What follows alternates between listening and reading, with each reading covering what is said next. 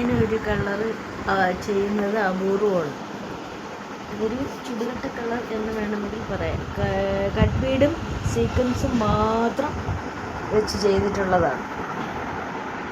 കണ്ടല്ലോ, കട്ട് ബീഡും സീക്വൻസും മാത്രം. ഇതിൻ്റെ നെക്കിലെ ഡിസൈൻ കാണിക്കാം.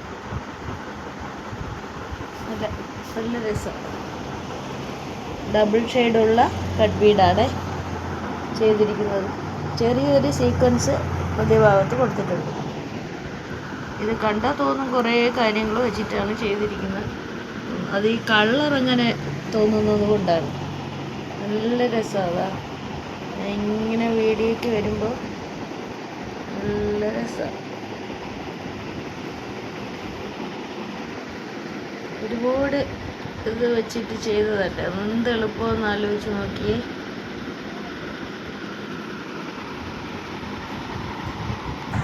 ഇതിൻ്റെ നെക്കിലും സിമ്പിളായിട്ടാണ് കൊടുത്തിരിക്കുന്നത്.